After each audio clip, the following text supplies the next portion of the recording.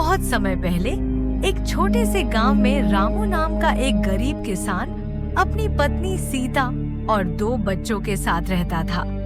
रामू बहुत ईमानदार और मेहनती व्यक्ति था, लेकिन किस्मत उसका साथ नहीं देती थी। नमस्कार दोस्तों, हमारे YouTube चैनल ग्रोथ पल्स में आप सभी का दिल से स्वागत है। मेरा आपसे निवेदन है, कहानी के अंत तक हमारे साथ बने रहे और चैनल को सब्सक्राइब कीजिए, लाइक शेयर जरूर करें। तो चलिए शुरू करते हैं। उसकी खेती से इतनी आमदनी नहीं हो पाती थी कि वह अपने परिवार के लिए अच्छा जीवन जी सके। फिर भी रामू हमेशा खुश रहता और अपने परिवार की जरूरतों को किसी न किसी तरह पूरा करता। दिवाली का त्योहार करीब था और गांव के सभी लोग बड़ी धूमधाम से तैयारियां कर रहे थे। बाजार में हर ओर रंग बिरंगी लाइटें, मिठाइयां और नए कपड़े बिक रहे थे।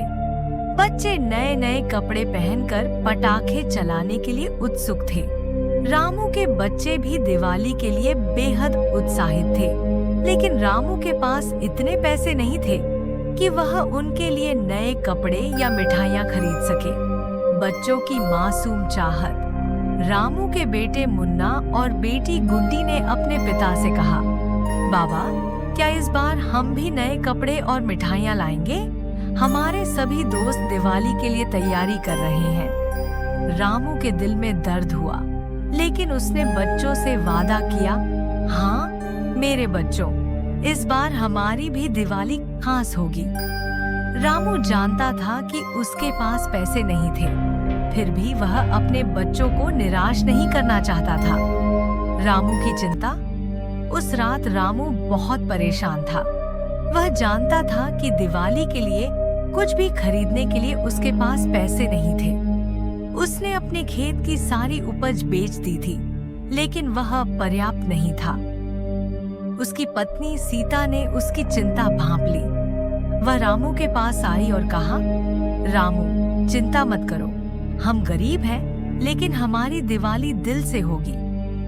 हमें कोई बड़े आयोजन की जरूरत नहीं है, हमें केवल एक दूसरे के साथ खुश रहना है। रामू ने उसकी बातों से थोड़ी सांत्वना पाई, लेकिन फिर भी उसे अपने बच्चों का चेहरा याद आता रहा। वह चाहता था कि इस बार की दिवाली उनके लिए खास हो। गांव का धनी व्यापारी। वहीं दूसरी ओर गांव का सबसे धनी व्यापारी शिवराम था, जो अपने बड़े से घर में अपने परिवार के साथ दिवाली की तैयारियों में लगा था। शिवराम का घर रोशनी से जगमगा रहा था और हर तरफ सजावट की गई थी।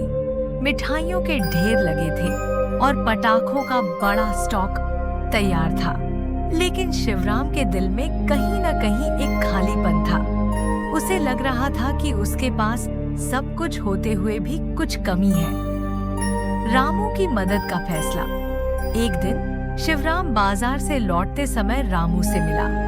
उसने देखा कि रामू के चेहरे पर चिंता की लकीरें थीं। शिवराम ने रामू से उसकी समस्या पूछी। रामू ने पहले तो कुछ नहीं कहा, लेकिन जब शिवराम ने जोर दिया तो रामू ने उसे अपने दिल की बात बता दी। उसने कहा, मैं अपने बच्चों के लिए इस बार कुछ नहीं कर पाऊंगा। मेरे पास इतने पैसे नहीं हैं कि मैं उन्हें खुशियां दे सकूं। शिवराम के दिल को गहरा धक्का लगा। उसने सोचा कि जब उसके पास सब कुछ है, तो वह अपने गांव के लोगों की मदद क्यों नहीं कर सकता। उसने उसी क्षण यह निश्चय किया कि वह रामू की दिवाली को खास बनाएगा। दिवाली का दिन। दिवाली के दिन शिवराम ने अपने नौकरों को बुलाकर रामू के घर मिठाइयाँ, नए कपड़े और पटाखे भिजवाए। जब रामू के बच्चे मुन्ना और गुड्डी ने देखा कि उनके लिए नए कपड़े और मिठाइयाँ आई हैं, तो उनकी खुशी का ठिकाना नहीं रहा। रामू और उसकी पत्नी सीता के चेहरे पर भी मुस्कान थी। रामू शिवराम के पास जाकर उसका धन्यवाद करने गया, लेकिन शिवराम ने कहा, रामू, इस दुनिया में असली दिवाली तब होती है जब हम अपनी खुशियों को दूसरों के साथ बांटते हैं। यह धन और संपत्ति का नहीं, बल्कि प्रेम और सौहार्द का त्योहार है। गांव का जश्न।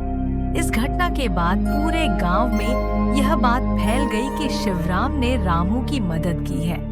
इससे प्रेरित होकर गांव के अन्य धनी लोग भी आगे आए और उन्होंने गरीबों के साथ अपनी खुशियां बांटने का फैसला किया। उस वर्ष गांव की दिवाली बेहद खास रही, क्योंकि अमीर और गरीब सभी ने मिलकर एक साथ त्योहार मनाया। गांव में कहीं भी दुख या उदासी नहीं थी, क्योंकि सबने मिलकर एक दूसरे की मदद की। रामू और उसके परिवार ने वह दिवाली कभी नहीं भुलाई, क्योंकि उस दिवाली ने उन्हें सिखाया कि खुशी बांटने से बढ़ती है। यह कहानी हमें सिखाती है कि सच्ची खुशी सिर्फ अपने लिए नहीं, बल्कि दूसरों के लिए जीने में है। दिवाली केवल धन और संपत्ति का त्योहार नहीं है, यह प्यार, सौहार्द और भाईचारे का प्रतीक है। जब हम अपनी खुशियों को दूसरों के साथ बांटते हैं, तभी हम सच्चे मायने में त्योहार का आनंद ले सकते हैं।